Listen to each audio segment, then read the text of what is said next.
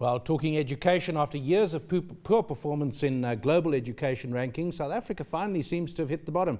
Of 144 countries surveyed in the World Economic Forum's 2013 Global IT Report that was released in April, we're 143rd out of 144 for the quality of maths and science education, 139th for the overall education system. But these numbers are not new, they are not surprising, but again, they are shocking. Graham Bloch is an independent education specialist and he joins us to discuss this. Graham, we've chatted before on this and we do seem to be going around, when I say we, not you and me, but the sector. It's going around in a circle. We know that we are worst in the world virtually except for Yemen, I think, is the bottom country, maths and science education. But we've known this, well, certainly for a decade or more, and we've been throwing a lot of money at it. So what's the problem? Well, let me just say, firstly, I agree with you that we're very bad. That we know that, and I think sometimes the progress that we've made is not acknowledged, that we have improved dramatically, but at the same time I think it's a toxic mix that's causing the problems. I think it's a range of issues, ranging from principals and how they organize, to the department, to some of the content knowledge that we're getting that teachers don't know some of the issues that they should know, and lastly, of course, the norms and standards issues. The actual physical infrastructure is terrible.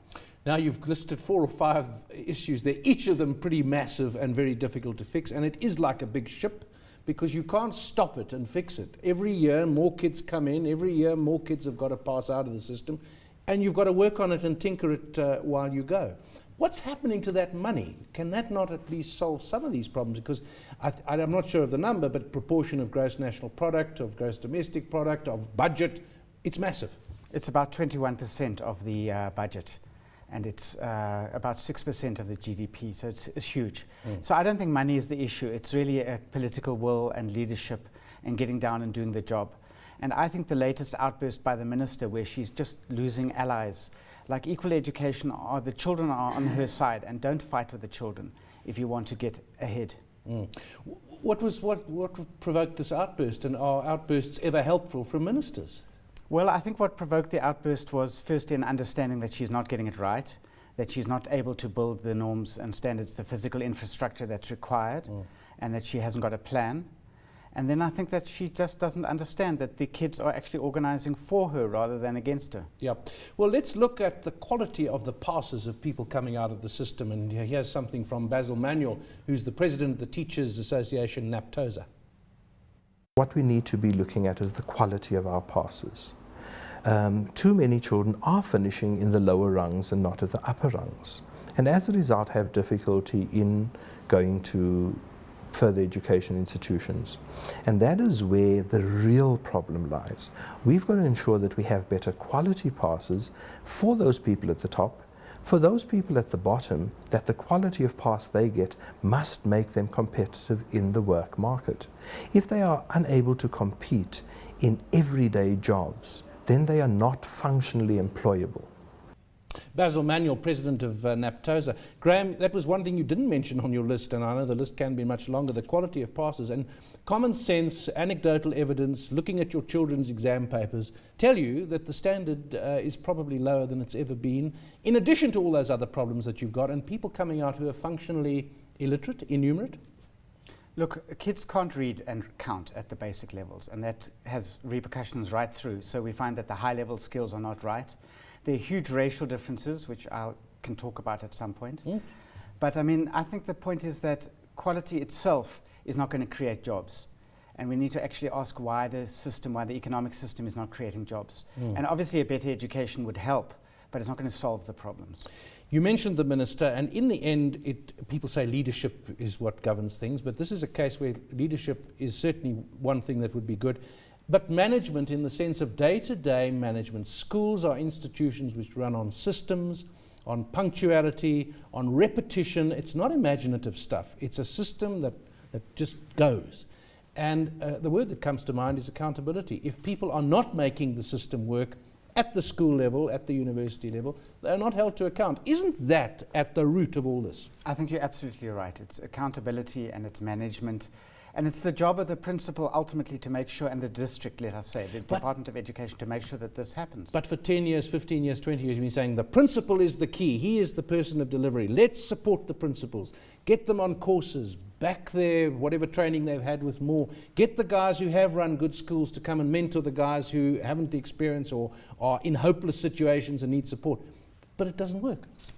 Well, it does work when Or it does it happens. work? It does work when it happens, but it doesn't happen enough. And I think the department, the districts which surround the principals, are not providing the support on an ongoing basis. So they're putting people through 3-day courses, but they're not there when the people need help. You also get the impression that the districts are run by bureaucrats rather than former teachers or former principals who have no feel, rather like a hospital being run by a non-doctor. I mean, you've got to have a lot of training and experience to know how to manage doctors and nurses. You've got to know how to do it, but you've also got to make sure that you're not put there for political reasons, and that's sometimes happening. Sometimes some of the unions are deciding that their buddies will be in the districts rather than people who will hold them to account.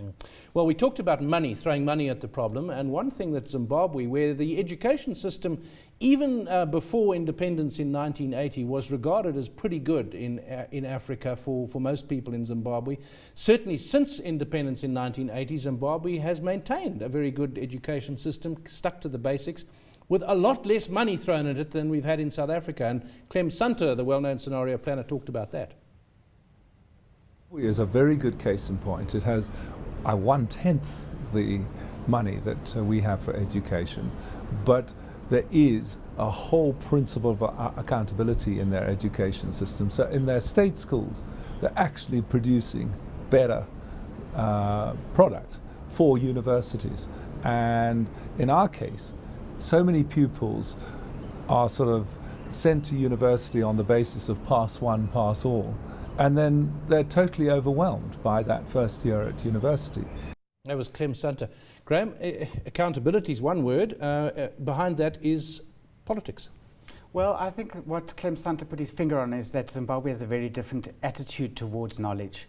And you don't put kids through, you don't pass anybody who hasn't passed. You make sure they've got the knowledge. And I don't think we've had that debate. What is education for? What do we want education for? Why do we want education in South Africa, and where are we going with it? Why is that, though? It's easy to put one's finger on it, but it's so intrinsically and patently the wrong way to go, to pass people who can't do things. Yes, when they're very young, you need to be affirmed and develop confidence, but there comes a point when you've got to pass the arithmetic test. No, absolutely, and I think it's part of the reason we haven't had that discussion is because we demobilized from a very active educational sector. I mean, we had People's Education for People's Power, we had the NECC, we had the 1976 events, which we've just celebrated or noted, and yet we still haven't put education. It's slowly rising to the top of the agenda, but it's not there yet. You've been in this business for a while, you've written a couple of books, you've seen the realities, you've looked at the theory. You would be forgiven for being hopeless, for feeling hopeless. Are you? Are you hopeful? Well, as I say, it depends what day I wake up. Sometimes I'm very inspired, sometimes I'm very depressed, and it depends on what day. But I think we're trying, and there's amazing brain power out there. There are amazing people who are doing amazing things. And I wish the minister would wake up and draw those people in.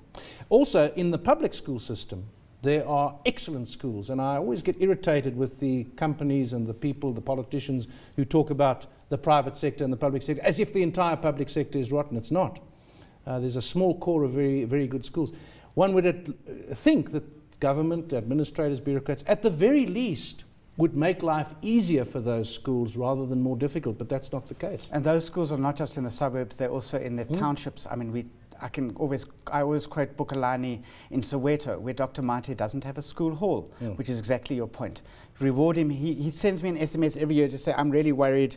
My matric results have fallen from 98% to 96%. What must I do? And he's out there. If a child doesn't appear and write, he goes to that person's home. And I mean, that's the kind of spirit that we want from principals.